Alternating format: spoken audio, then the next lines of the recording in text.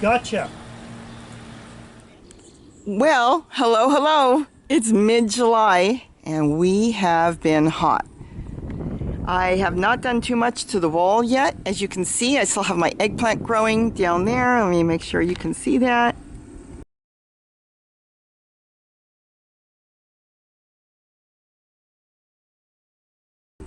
And then my moringa tree, I've got celery growing, I've got Swiss chard. Swiss chard is being eaten up, look at that.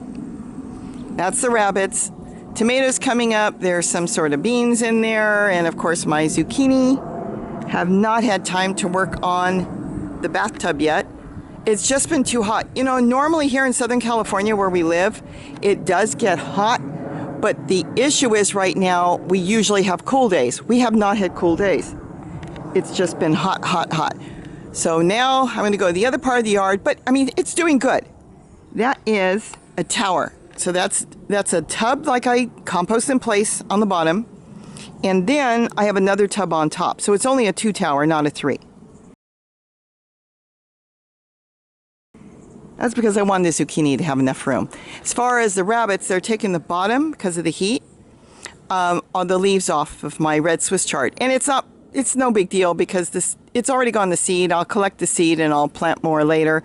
It's either that or get rid of the rabbits. So I like my rabbits. We lost them for a while. The numbers went down, and from the coyotes eating them, Gary built a lot of places to save them. I don't know if he's really happy about that, by building structures and places where they could hide.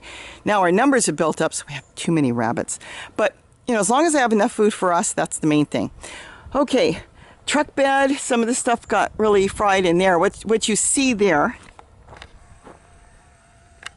that is an avocado tree growing in there. It's not even supposed to be there. And the leaves got brown, but there's already new growth coming on it. I've got to get that tree out. And Gary's still working on his wood chips and sifting. Okay, I'm going to take you over to the papayas. Okay, now I'm on the section here by the hillside here where my papayas are growing, and I'm just starting my tubs there where I'm composting in place for the papayas, and some little squash or melons are coming up in there. I'm not going to go into detail on the papayas right now, what's going on with them, because I have a video following on what happened in the heat. And that will explain everything, what we're doing, but all is good. I see Gary came and did harvest a lot of papayas off of this. Oh yeah, he did. We had a whole bunch more on here he took off. And they'll be fine. Like I said, I've got a whole video coming up. If it's not up already, it will be there. And the details on how we saved our papayas. We've just been running for days over 100 degrees. We even got to about, well, I thought it was 115. My daughter said her thermometer was reading 120. And that's possible because somebody else said in this area it was 120. So I don't know, because there's always pockets of heat get up to a wall or someplace warm and it's going to be hotter than they're saying. But they did okay. So I will come back on that. My tower here is doing good. My cucumbers are doing good. Look, I got baby cucumbers. They're all over now. And so that's doing good. That's a 3 tower. I haven't planted anything in this pot yet. I'm not sure what I'm going to do. But I've got melon or something coming up in there. And then, you know, I've got those fruit beetles all over around me. I'm going to start screaming. Anyways, they're doing really good. Let's keep going in here. I've got my moringa tree here doing good. A lot of stuff has gone to seed from the heat. Here's my strawberries are doing really good. I've been picking strawberries. More compost bins that I'm setting up with different types of squash, mainly zucchini, but I've got some hybrids coming. And my tomatillos that comes up from seed. It reseeds itself. That's doing good. There's my moringa. Isn't that amazing? Tree is just a tiny bit over a year old, literally a year and a month or something. This got fried, but it's going to come back, so it's doing good. I've got Swiss chard that went to seed. My collards been eaten by the birds through the top. What they're doing is they're ruining the leaves. See if you can, it's hard to tell. They get in there and they eat the new shoots coming up, the new leaves, because they're more tender, and I think they're trying to get water that way too. There is my triple tower. You can't see it because it's literally a jungle, but I've got everything in there. Tomatoes and beans and parsley and carrots and, well, there is a carrot. And purple broccoli and purple basil's growing in there. So I've got all kinds of stuff. Anybody can build that. Look at this. In a 4x4 space. Okay. I just had a beetle land on my head. Now that's a first. And I had to flick him out of my hair. So nobody's going to ever tell me, like my husband, that there's no such thing, they don't do that. Okay. Anyways, that's the end of this. I am not flicking beetles out of my hair. You can grow so much stuff in a small space. You really, if you say I can't grow, you need to go check out that video. That is too large, a large plastic container, tub, storage container, a smaller one on the top, and a bucket in the center there. And I've got more food in there than 2 people could use. And there is my water fountain. I'm trying to shade it. I'm not trying to shade the tomato plant. I'm trying to shade that. And then here, for the birds from the heat, like I said, it's been so hot. Isn't this gorgeous? Okay, here is a tree collard. And back there, you can't even see it. I've got a video on my black containers. I'm just starting the last one. I've got zucchini coming out of there like mad. And then, of course, more growing there. We didn't, knock on wood, lose really much of anything during this heat. But I'm working with it. Here is the plant food I make. And I made myself a little scooper. So see? I could go around just like that. And that plant loves it.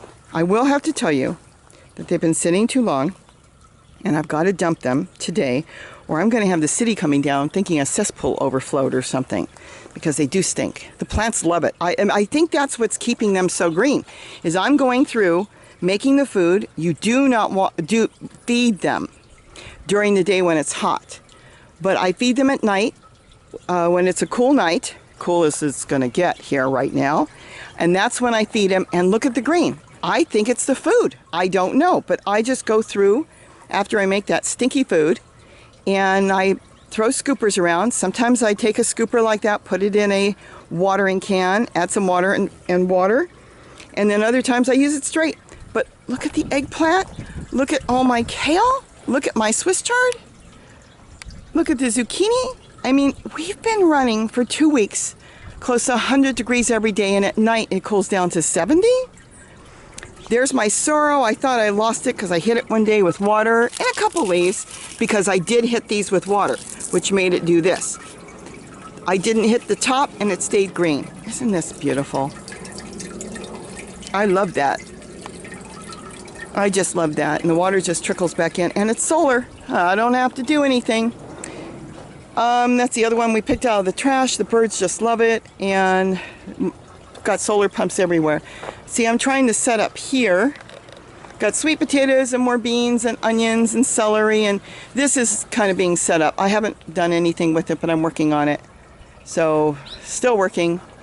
We grow a lot in the fall too, because the weather is so good. So I don't have to worry about the hot summer. Here's another one of my things. I used it yesterday. Just drop in some leaves, put a stick in it in case something falls in it, and look at that. It stinks and the plants love it. You can dilute it and use it, or you can use it straight. I will tell you that it seems like collard leaves really make the best plant food, but I use Swiss chard and everything. I don't use brown leaves in there. I only put yellow and leaves that I don't want that are green in there, you know, or leaves that are going to turn yellow. Here's another one doing that too. There's a papaya hiding down here, came up from my compost. I'm going to leave it. We've got, the tomatoes. The tomatoes are in there. And let's see, more water fountain. Mint is all over the ground. I've been trying to cut it to make mint tea every day, and it seems like the more I cut it, the more it grows. But that's okay, I just need a path. More here. Look, I think I've got a turnip here. Don't know if you can see that. And collard and tomatoes and celery. I'm probably swinging around too much because it's so bright and hot and sunny right now that I can't see the screen of the camera. So I hope I'm not spinning it around too much. If I am, I guess I have to start over. More collard and more sprouting broccoli, and I know I'm always forgetting things. Gee, I wonder why that tomato came up from seed there. I should lay the hose there later and show you why. It's because when I fill the fountain up at night, it floods the bricks there. And all it takes is a tomato fall in there and boom, you got a new plant, a volunteer. I've got melons growing under the basket. I need to move those out of there. Otherwise, it's not going to grow like that because there's too many. And then I got collard. I need to set that up once and for all. Once and for all, I need to set that up. Let's see what... Oh, I want pepinos. Let's see if we can walk over here real quick. Look at that. Did not lose them. Isn't that gorgeous? That's our first pepinos. They're not ready yet. All right. And this is where I feed the birds. It is important to feed the birds. They really do control on your insects because they're in the yard, they hang out. The only insects I'm dealing with right now is those occasional, I tell Gary it's a locust, but he says it's not locust. Locust is a plague. I've lived through that in Australia. Hey, if I see two, it's a plague. Periodically, I've been catching locusts, and boy, or I should say grasshoppers. They're brown, but they can do damage. One can do so much damage. I can't believe he sits on top and he eats the top of your plant. Ugh, I don't like them. Especially you catch them and you step on them and they don't die and they seem like they're going to come back after you. I don't know. I just chase them off usually with a hose. Gary can take care of them when he catches them. Let's see, the fig trees are full of figs, but no ripe ones yet. They usually don't ripen until fall, so we'll have to see. Oh, this is, let's see, tomatoes growing. Yeah, let's see. Trying to get that to sprout. See the worms? This is why people say, why do you layer? Why do you put pots in there? If I forget to water that tomato plant and it starts to dry out, that little pot on top is going to retain water in it. There's going to be dampness underneath. And this tomato plant is going to pick up that water if it needs it. So that is why I layer as much as I can. Let's see, this is the chocolate mint. There's a squash coming up there. The strawberry mint, I actually put a basket over it. It's growing out like that. I may leave it. I might even give that away to my friend. It just doesn't taste good to me as tea. It sure smells good. But I think it's because you go to drink the tea and you expect it to have a strawberry taste. And it tastes like you have a mouthful of flowers. If you like flowers, it'll work. I have two now. You know, I might give him one because he's been raving about it. He said he can't find strawberry mint. It's around. Let's see, another strawberry tower that I've got, and I never bought new plants this year, so those are last year's plants and baby plants that came up. So they're doing okay, a few strawberries here and there. And the onions and more tomato plants growing. See a layer. This tomato plant, by the way, is not growing in this pot. It's growing in the bigger pot underneath, and the roots can go down. This is just the pot that I threw some baby walking onion in. But it's going to be damp. With all our heat and hot weather, that tomato plant's going to constantly have water. And this is orange mint all over. Orange mint is good. I like orange mint. It's not bad. And then lemon verbena, I had to cover that one for some odd reason. The rabbits have been eating that one, and yet they don't touch this one.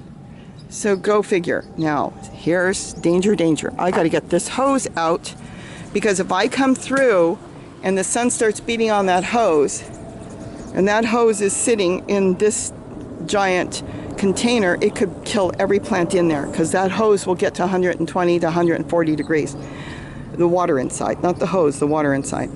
Okay, interesting squash. I picked the other squash. It's growing green ones and yellow ones, so that was interesting. It's a hybrid, probably. Seeds from my garden. Had this covered. It grew really beautiful. My cuttings off my dinosaur kale. Uncovered it, thinking it's fine, and the rabbits came and stripped it all off. But it's not like I'm short dinosaur kale, so that's okay. And let's see, more containers down there growing celery and oregano, and there's tomatoes in there, and what else is in there? Collard. I see collard in there. There's probably dinosaur kale in there. Look at my dinosaur kale. They're just trees. They're just, look at the massive trunk on them. But see that container next to it? There's nothing in those black containers. But I fill those with water, and then there's always dampness underneath. So that's why it's done so well. I mean, they don't dry out, so they always have water. There's a fig tree coming up that I did not plant. Let's see. I may have Gary get the dragon fruit plants out of here. They're kind of crawling all over my garden, and I forget they're there sometimes, and I've been getting stuck. So we'll see what I'm going to do with that. The cactus, it's just took off. And I'm going through quick because I've got those stupid fruit beetles all over, and it's the first time one flew into my hair and got stuck. He promised me, oh, they never get in your hair. They never do that. It's a old wives' tale. Yeah. Well, I wish I turned the camera on me and I could have shown him it's no old wives' tale, because in this old wife, I just had a fruit beetle stuck in my hair. I see the birds are you probably can't see it. They're taking a bath down there. They really do appreciate water. So I have the bird baths going for the birds to drink water. Let me see if we can zoom in down there. I absolutely love the birds in my garden. And yes, I do feed them. And yes, it does cause problems too, because they also will sit on top of the dinosaur kale. I haven't gotten the video of that yet. And they'll eat the new shoots, the new leaves coming through. And then when the leaves grow out, let me see if I can show you that somewhere. Okay, this one isn't that bad. Let me see if I can walk over here. When the leaves come out and grow, they're nice and green, but they come out damaged looking because they were damaged tiny, and that can't be repaired because they've already formed. So you get these leaves that are all damaged. Like I said, I have enough, so I'm not worried about it, so I'm not going to be shushing the birds out. I want the birds here. They're even in the water fountain right now. Let's see, real quick. Let's see, we're almost done here. I want to keep this one short. It's mid. Oh, look at the walking onions. I love walking onions. Everybody should grow walking onions. That doesn't make any sense. I've never seen a walking onion grow flowers before. What they do is they grow other walking onions. Okay, this is a first. I wonder if it's a hybrid. I'll have to keep an eye on it. Maybe the flower. Oh, you know what? It's probably the flowers are going to open up to little onions. But normally they just pop open like this. And then they continue to grow. See, this is one that opened. See our little onion heads here? And then this one's going to grow a couple more on the top. Should do a video on that. I think I have already, but I should keep doing videos. People need to grow walking onions because it's so versatile. You got green onions if you're going to make potato salad or stir fry or whatever. You got green onions, salad, and then you can use the bulb too. That's why I want to grow a whole bunch. There's a little tiny bulb, but hey, if you're out of a big onion and you need onions, you can use that. And some people eat the little bitty onions that are coming. You can eat the baby onions too. You can eat, the whole plant is edible. Let's swing you over here. Okay, now this is my Tomatillo that came up because I left one and it grew on its own. Look how beautiful. Look at all the Tomatillos we got. It's all over the yard. All right, sorrel. See what happens? Some of the water, when I watered in here, must have been dripping a little bit, and it dripped a little bit on the plant. And during the heat of the day, wherever there was water, the leaves burned. It's fine. The plant's fine. And there's some strawberry spinach I'm growing. A little bit more there. I have no idea what this is. We're trying to figure out what this is. So we'll see. I'm going to leave it. Hopefully I've been handling it. It's not poison oak. No, it's not. Here's some lettuce that went to seed. I'm going to collect the seed. Oh, you can see me in there. Don't look. Let's see. And more lettuce. And then, of course, I've got more lemon verbena in these tubs. I've got my mushroom plant. I've got sprouting broccoli. I've got a dinosaur kale. And that got eaten by something a little bit. Probably the birds. They literally sit on top and poke holes in it. I really need to get a video of that. They'll just sit there, especially the baby goldfinches, and they'll eat on the top of the leaves. They'll just poke holes. There's my other spinach. Isn't that gorgeous? The strawberry spinach. We had that yesterday for dinner. It was really, really good. Okay, let's see. Let's keep going. And let me take you to the front yard now. Okay, now we're in the front part of my garden, in the front yard.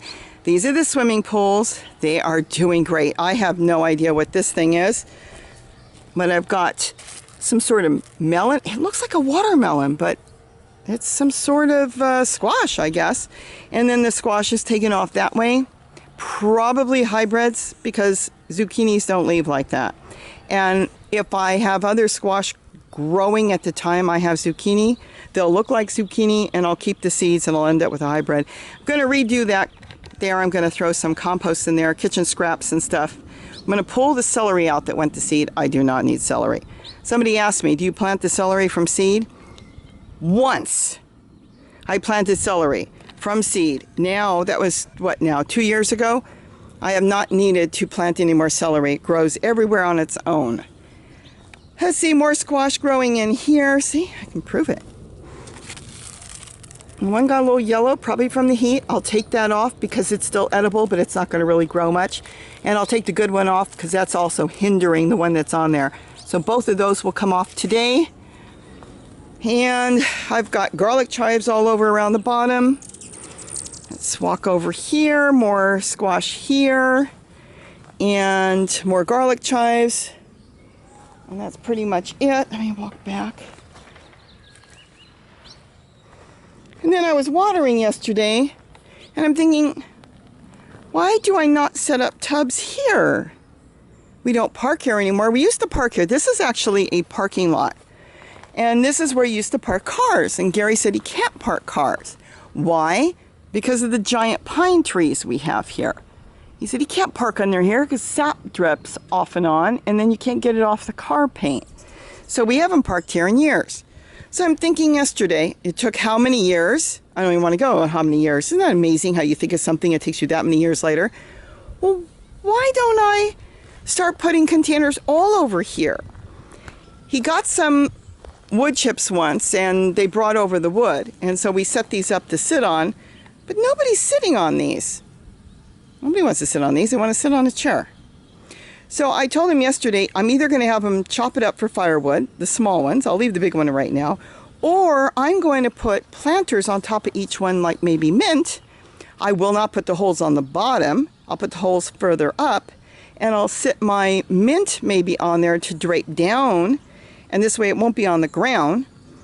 And the earthworms will still crawl up the side of the tree trunk there, and they will still find their way in if I make big enough holes on the side.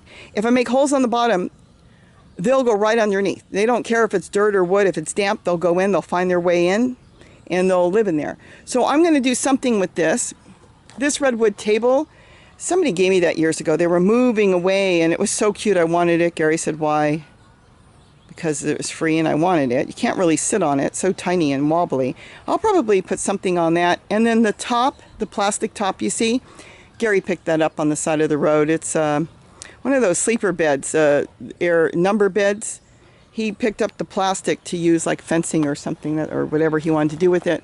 Tabletop, say. He's got one there, and then he's got another one there, and then he's got the rails that he did something with. But I'm going to start setting up containers here. Containers will be good here because I won't have to worry about the rabbits. The rabbits can't get into the containers. They don't generally try. The only thing I have issues here once in a while is the deer will come through. They find their way into the yard, and if I've got broccoli growing, they'll eat the whole top of the broccoli. See, I lost that broccoli. That's an old broccoli, and I was going to pull it out anyways. And with the heat, I did see the rabbits. They came in here and they ate it up, every single leaf. If a plant loses every single leaf, there's no way for it to generate back, especially a vegetable plant, and it's probably gone. And it's so old, I'm going to pull that out and compost it. I'll probably throw it into this bin with a few other things I've thrown in here, see? And get this thing going. So I don't need that. But that's the only issue I've got here, really, is the deer do come in here once in a while. And this has been beautiful. The hummingbirds have been feeding off of these cactus succulent flowers. So I'm going to plant this up and continue with the bricks. I haven't done much with the side of the house. Probably going to use that for starting seeds if I want, because it's not in the direct sun, see? Just a little bit. And I do have some things that have gone to seed, and I haven't really done anything yet here. And there's the bathtub down there. Okay, so continue with the bricks, start putting in some more soil and wood chips in here. And the other thing too with the wood chips, we've got 4 to 6 inches of wood chips here. I mean, I could get more at any moment. All I have to do is tell Gary. The wood chips have not broken down here. The reason they haven't broken down here is they're not wet. The only thing wet is around where any pots are, and there's really no pots here. Anytime you've got pots, especially if you're dealing with wood chips, that's where you're going to end up with the beautiful, rich black soil. Wood chips, in order for it to break down, have to be damp. They have to have some sort of dampness somewhere. If you've got a giant pile and the center of the pile is holding moisture, then it's breaking down. But here, this is blacktop. This is in the sun during the day. And if it dries out, it won't break down. It will not break down.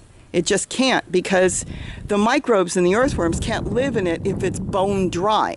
So if it started to live in it and it dried out, you'll lose it, because anything in there, if the earthworms didn't move on and the microbes are still in there, they would all die, say.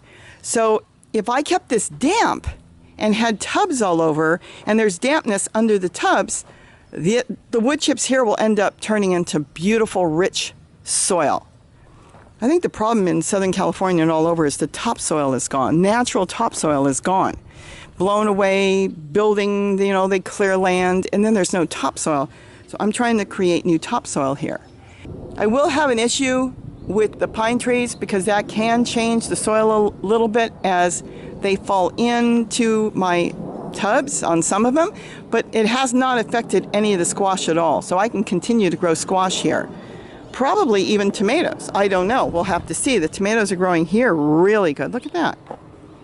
So we've got tomatoes growing, and we've got the black tomatoes here. The first person to eat one of these black tomatoes was my mail lady. I gave it to her. I told her, make sure when you take it home, her husband has a garden, get the seeds out, plant it, and you're the first one to get it. So she was the first one to try my tomatoes. So let's see, in here I've got celery growing. Again, I didn't plant the celery. Look at that. I didn't plant the celery. It came up from seed. Tomatoes growing, and layer, layer, layer. There's the black tub. There's another tub from Halloween that I picked up at one of the craft stores. It was like $1. Then here's another pot, and even an ornament on top. Yes, there's something in it, but everything under here, under here, under here, it's all damp. Here's a perfect example. Let me walk over here. I'm just hoping I'm not making anybody dizzy. I have this growing here. And in here I've got a weed, which I could feed to one of the animals. I've got celery that came up. But what I wanted to point out here was, see, I have mint here. This whole area had mint. And see, there's only a little piece of mint here, just sitting there, right? But look at here. See all the mint growing here and here? The reason the mint is growing here is underneath here will always be damp. And even in our crazy hot weather, over 100 degrees for weeks now, this and that can set its roots underneath here or nearby to collect water, even in the hottest time during the day. So that's why I talk about layering. If you're in a cool area, it doesn't matter. In a hot area, layer, layer, layer. And as far as material, don't bother. I tried this, saw somebody said, oh, grow your plants in old clothes. It breaks down and it rots. So I'm going to say on that, no. That's it. Picked a bunch of tomatoes. I'm going to get those in and use those. And look at this. Turmeric. My turmeric's coming up. I've got my ginger. I've got more turmeric. I didn't even see this yesterday. That wasn't there. Oh my goodness, look at that. I stuck some turmeric in. And more ginger there. And of course, this is my stevia growing. And I'm trying to root some right now. I did some cuttings and I stuck it in some soil, and I'm keeping it on my kitchen window so I can keep track of it, make sure it doesn't dry out. So far so good on that. More ginger. So this is going to be my ginger table. I'm still working on it. I'm going to set something up in here. But isn't that gorgeous? I couldn't believe that I put a couple little pieces in, and I had so much ginger at the end of the season in the fall that I decided this is going to be the place I'm going to do it. So I am working on it. So I think that's it for my garden tour for today. I probably talked more than I wanted. I think we did a good job as far as keeping everything alive in this very hot weather. Again, what I do, I know that a lot of people say do not water at night. I come out here in the evening and I do water. I soak everything. I don't try to water the plants. I'm not spraying. I'm watering the roots. I really don't want to get the leaves wet. Then I come out in the morning if it's going to be a super hot day, and I will try to water underneath the plants. If the leaves are damp at all, when the hottest time of the day comes out and the sun starts burning on them, it'll cook it. It's just as if you put your greens in a pot and you cooked it. And once it gets really hot and it's wet and you're cooking it, think of it as a hand. Your leaves have got veins in it. Once those things are damaged, there's no coming back at that point. So if they get damaged, they get brown and they die. That's why I try not to water and wet anything. I know I listen to a lot of people that say do not water at night, but you know, everybody's situation is going to be different. I just got bombarded by another one of those beetles.